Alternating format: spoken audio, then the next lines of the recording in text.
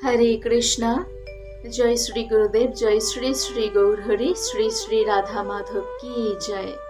আমি আমার পরমারাধ্য গুরুদেব এবং বিষ্ণুপাদ পরমহংস অষ্টতর শত শ্রী শ্রীমৎ ভক্তি সুন্দর ভাগবত মহারাজের রাতুল চরণ যুগলে অগণিত ভক্তিপূর্ণ প্রণাম জানাই এবং সকল সাধুগুরু বৈষ্ণব ভক্তবৃন্দের শ্রীচরণ কমলে জানাই আমার ভক্তিপূর্ণ প্রণাম। আজ আমরা জানব সামনেই পবিত্রারোপণী একাদশী, সেই পবিত্রারোপণী একাদশী সম্পর্কে। পবিত্রারোপণী একাদশী কবে, পবিত্রারোপণী একাদশী ব্রত পালন করলে কি ফল লাভ হয়, এই ব্রত সম্পর্কে কে কাকে বর্ণনা করেছিলেন, আর এই ব্রতের মাহাত্ম্য কি, এই ব্রতের মাহাত্ম্য কোথায় বর্ণিত হয়েছে, আসুন আমরা এই সম্পর্কে পবিত্রারোপণী একাদশী ব্রতের সম্পর্কে জেনে নিই। সামনেই 2025 সালে 5ই আগস্ট 19শে শ্রাবণ মঙ্গলবার, 5ই আগস্ট 19শে শ্রাবণ মঙ্গলবার পবিত্রারোপণী একাদশী ব্রত। এই দিনই শ্রী শ্রী রাধা গোবিন্দের ঝুলন যাত্রা মহোৎসবের শুভারম্ভ। ঝুলন যাত্রা মহোৎসব শুরু হচ্ছে এই পবিত্রারোপণী একাদশী 5ই আগস্ট থেকে। আরে আমরা এখন পবিত্রারোপণী একাদশী ব্রত সম্পর্কে আলোচনা করছি, ঝুলন যাত্রা সম্পর্কে আলোচনা হয়েছে, তার লিঙ্ক আমি ডেসক্রিপশনে দিয়ে দেবো, আপনারা দেখে নেবেন। আসুন আমরা পবিত্রারোপণী একাদশী ব্রত সম্পর্কে জানি।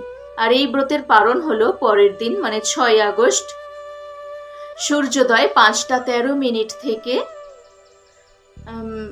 প্রাত 5টা 13 মিনিট থেকে পূর্বাহ্ন সকাল 9টা 33 মিনিটের মধ্যে, মানে সকাল 5টা 13 থেকে সকাল 9টা 33 মিনিটের মধ্যে পালন করে নিতে হবে। 5ই আগস্ট 19শে শ্রাবণ মঙ্গলবার শ্রী শ্রী পবিত্রারোপণী একাদশী ব্রতের উপবাস।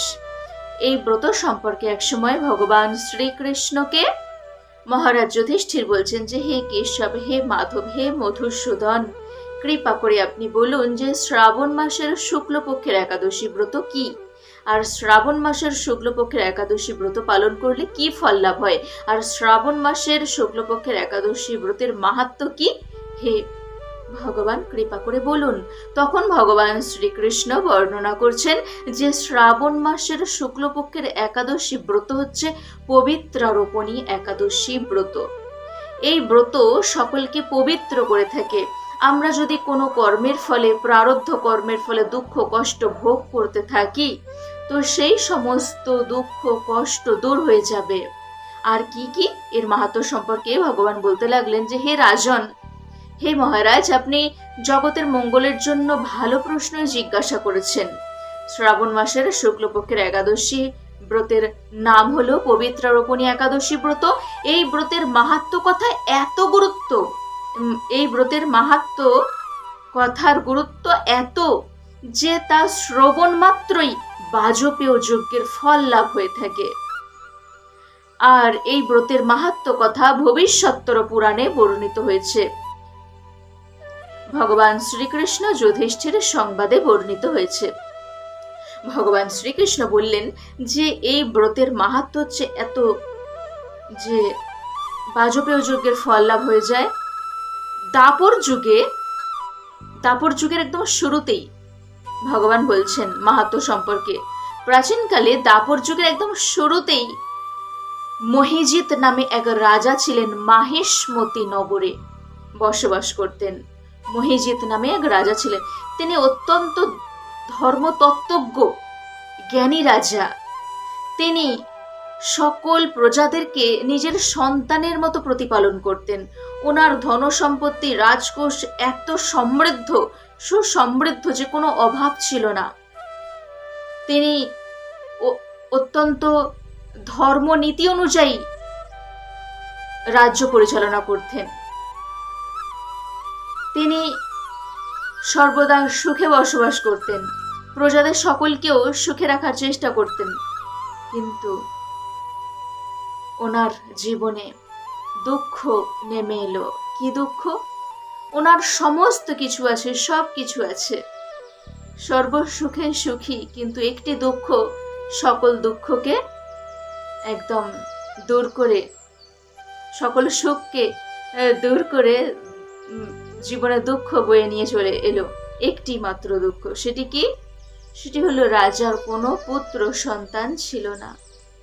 রাজা অত্যন্ত দুঃখী হয়ে পড়লেন যে আমার পুত্র সন্তান নেই, আমি এত সর্বসুখের সুখী, কিন্তু তবুও আমার মধ্যে দুঃখ চলে এলো এই একটি কারণের জন্য, যে আমার কোনো পুত্র সন্তান নেই। আর যার পুত্র নেই তার গৃহ শূন্য, যার পুত্র নেই সে দুর্ভাগা, ইহকালে পরকালে তার কোনো গতি নেই, তাহলে পুত্র ছাড়া আমার কি হবে?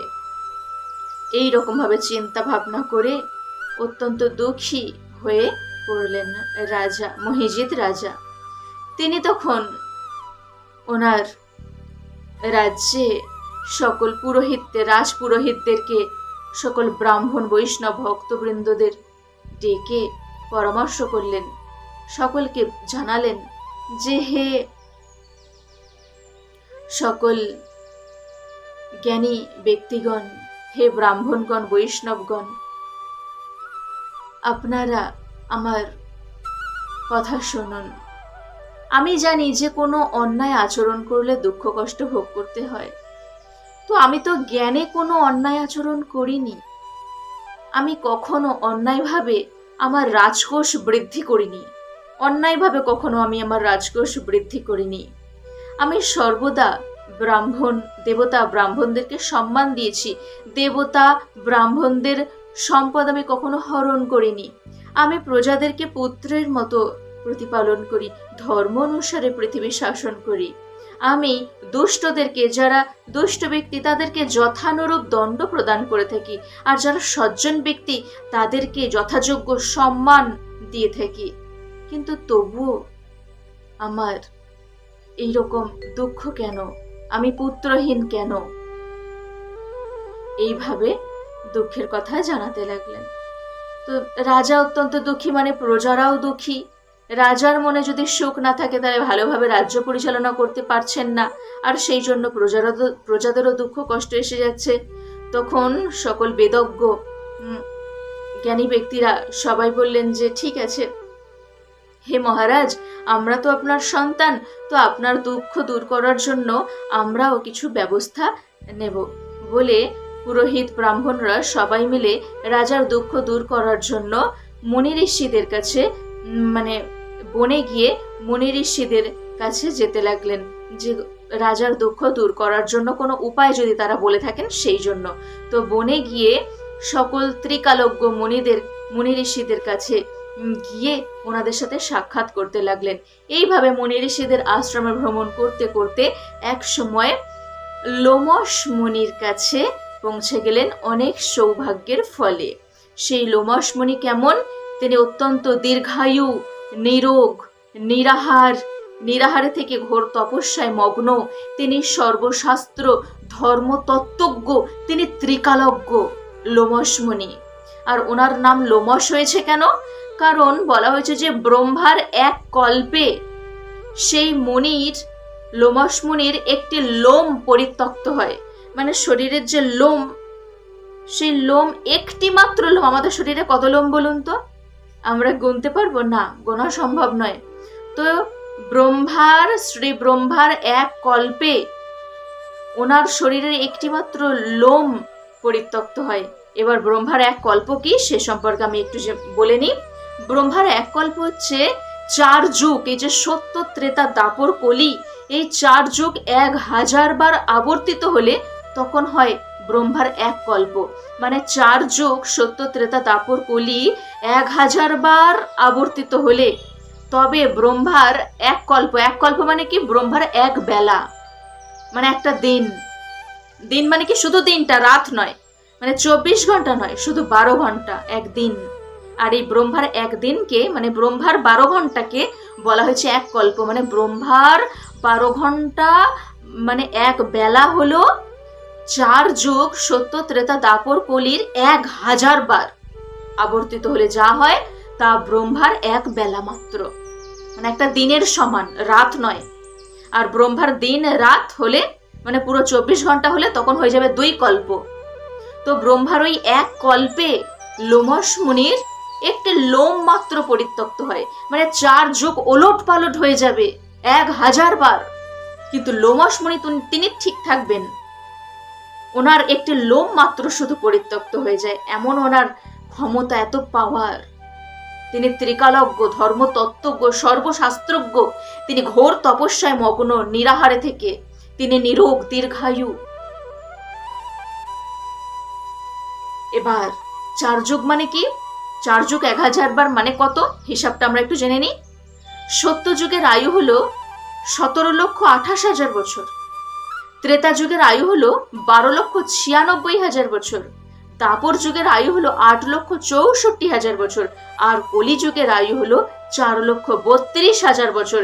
এই 17,28,000 বছর, 12,96,000 বছর, 8,64,000 বছর আর এই 4,32,000 বছর, এই এত বছর 1000 বার আবর্তিত হলে তখন কত হচ্ছে? তাহলে মোট হচ্ছে 4,32 বিলিয়ন সময়, 4,32 বিলিয়ন বছর। সেটা হচ্ছে ব্রহ্মার 1 কল্প, মানে 1 বেলা। আর সেই 4,32,000 এই যে বিলিয়ন যে সময়, এই সময়ে লোমশ মুনির মাত্র একটি লোম পরিত্যক্ত হচ্ছে। আর সেই জন্য ওনার নাম লোমশ মুনি। আর সেই মুনির কাছে সকল রাজার কাছ থেকে আগত যে ওই পুরোহিত, ব্রাহ্মণ, বৈষ্ণবরা সবাই লোমশ মুনির কাছে গিয়ে প্রার্থনা করতে লাগলেন। লোমশ মুনি ওনাদের আসার কারণ জিজ্ঞাসা করলেন। ওনারা লোমশ মুনির পাদবন্দনা করে, চরণ বন্দনা করে, প্রণাম করে এবারে দুঃখের কথা বললেন যে আমাদের রাজা মহিজিৎ রাজা, তিনি প্রজাদেরকে খুব ভালোভাবে সন্তানের মতো প্রতিপালন করেন। তিনি ধর্মজ্ঞ, ধর্ম মেনে তিনি রাজপাট পরিচালনা করেন, কিন্তু তবু ওনার দুঃখ হচ্ছে একটাই যে ওনার কোনো সন্তান নেই। তো আমাদের দুঃখ সেই জন্য, যে রাজা দুঃখী সেই জন্য আমরা দুঃখী। তো কৃপা করে রাজার দুঃখ আপনি দূর করার ব্যবস্থা করুন। তখন লোমশ মুনি তিনি একটু ধ্যানস্থ হলেন। তিনি ধ্যানস্থ হয়ে বললেন যে ওনার পূর্বজন্মের কর্মের ফলে উনি এরকম অপুত্রক হয়েছেন। কি কর্মের ফলে? তিনি ধ্যানস্থ হয়ে জানতে পারলেন যে তিনি পূর্বজন্মে ছিলেন এক দরিদ্র বৈশ্য। তিনি পূর্বজন্মে দরিদ্র বৈশ্য ছিলেন। তিনি এক সময় জ্যৈষ্ঠ মাসের শুক্লপক্ষের দশমীর দিনে তিনি ওই ব্যবসা বাণিজ্যের কাজে এক গ্রাম থেকে আরেক গ্রামে যাচ্ছিলেন। তো সেই সময় কি হয় না, জ্যৈষ্ঠ মাস মানে ভীষণ সূর্যের তাপ প্রখর, প্রচণ্ড গ্রীষ্মের দাবদাহ। সেই সময় তিনি এক গ্রাম থেকে এক গ্রামে যাওয়ার সময় মাঠের মাঝখান দিয়ে যাচ্ছিলেন, আর সেই সময় খুব তৃষ্ণার্ত হয়ে পড়েন।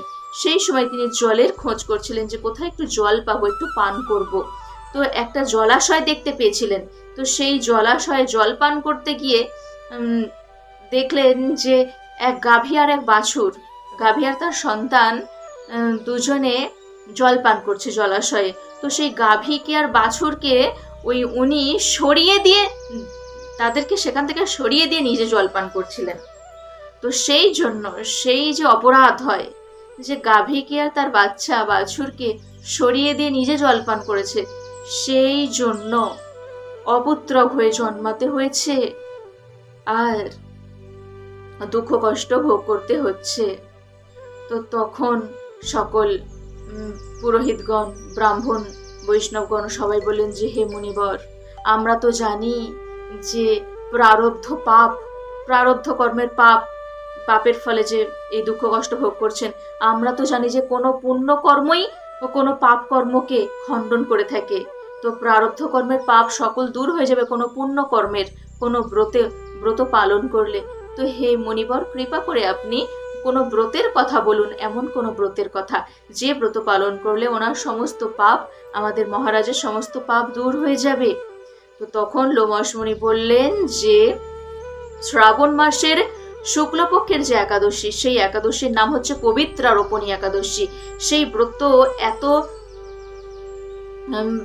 শক্তিশালী, সেই ব্রতের ক্ষমতা এত যে সেই ব্রত পালন করলে সমস্ত প্রারব্ধ পাপ দূর হয়ে যাবে, এমনকি দুঃখ কষ্ট দূর হয়ে গিয়ে এত পুণ্য সঞ্চয় হবে যে সেই পুণ্যের ফলে ভগবত ধামও প্রাপ্ত হওয়া যাবে আর পুত্র সুখ লাভ করা যাবে।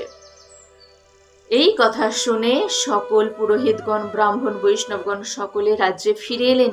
ফিরে এসে শ্রাবণ মাসের শুক্লপক্ষের যে পবিত্রারোপণী একাদশী ব্রত নিষ্ঠা সহকারে পালন করলেন। পালন করে সেই ব্রতের ফল রাজার উদ্দেশ্যে অর্পণ করলেন।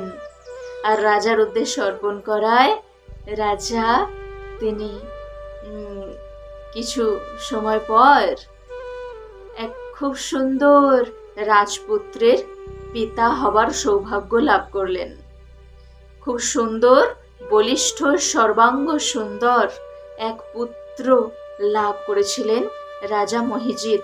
আর সমস্ত দুঃখ কষ্ট ওনার দূর হয়েছিল।